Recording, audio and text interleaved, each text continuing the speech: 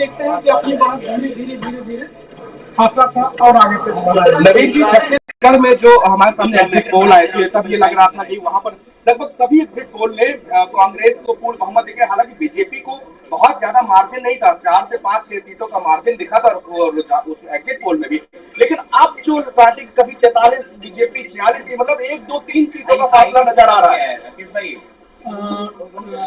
छत्तीसगढ़ की बात करें, छत्तीसगढ़ में बीजेपी अभी दिखा रहा है यहाँ पे चुनाव की वेबसाइट में 34 है, कांग्रेस को 28 है। पहले 1-2 सीटों का आसपास में अंतर होता था, कभी कांग्रेस बढ़ जा रही थी।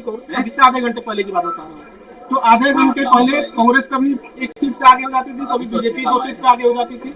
लेकिन पिछले आधे घंटे से बीजेपी न सिर्फ आगे है बल्कि अपने बढ़त का जो आंकड़ा है वो अंतर जो है दोनों के बीच में वो बढ़ रहा है, 2 से अब 6 तक पहुंच गया है।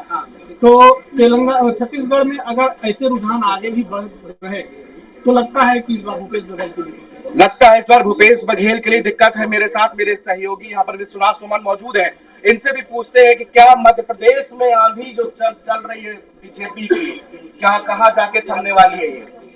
मुझे लगता है ये आंधी 145-150 के बीच में कहीं जाके टिकेगी, क्योंकि मैं देख रहा हूं कि इस बार के चुनाव में वो सब सीटें बीजेपी फिर से अपने कब्जे में कर रही है जो 2018 में हारी थी।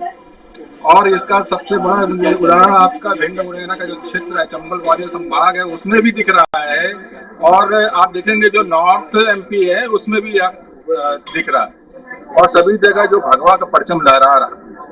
और इसके पीछे मुझे लगता है कि लाडली बहनों ने शिवराज को अपना प्यार दे दिया। मैं आपसे जिक्र हो रहा था विश्वनाथ जी, जिससे हम लोग डिस्कशन करते थे, आपने भी कहा था बहुत बड़ा फैक्टर यहाँ पर महिला बड़ी तादाद में क्यूज में दिखी थी, लाइनों में खड़ी हुई दिखी थी। और आज वो नतीजों में परिवर्तन, वो जो लाइनें लगी थी बूथ के बाहर महिलाओं के, अब वो नतीजों में परिवर्तन हो रहा है। बिल्कुल, वो लाडली, मैं पहले से भी कह रहा, मैंने कहा था कि अगर कोई, जब ये कांटे की टक्कर आई थी एग्जिट पोल में, तब मैंने कहा था कि शिवराज के पक्ष में सिर्फ ये चुनाव उसी समय जाएगा जब लाडली बहनों का प्यार मिलेगा। और मुझे उम्मीद थी कि मैंने कहा था कि जिस तरह से शिवराज ने लाडली बहनों को खुश किया है, किसानों को खुश किया है, और इसके अलावा जो उन्होंने युवाओं को अपने साथ जोड़ा है, ये सारी जो रणनीति थी शिवराज सिंह चौहान की, वो सारी सही साबित हुई है। उसी का नतीजा मध्य प्रदेश के चुनाव रुझान, और इस समय हम कहें कि ईवीएम के नतीजे अब सामने आने लगे हैं, तो अब इनमें बहुत ज्यादा उलटफेर नहीं होता। हम कई चुनाव में हमने ये पैटर्न देखा है कि शुरुआत में जिसने लीड बना लेता है वो अंतिम में भले ही कुछ 10-5 सीटें ऊपर नीचे हो जाए, लेकिन उसके अलावा जीत और हार में बहुत ज्यादा फर्क यहाँ पर होते नहीं है। रमन सिंह को यहाँ पर सुन लेते हैं क्या कहेंगे, उसके बाद फिर हम न्यूज रूम के तमाम साथ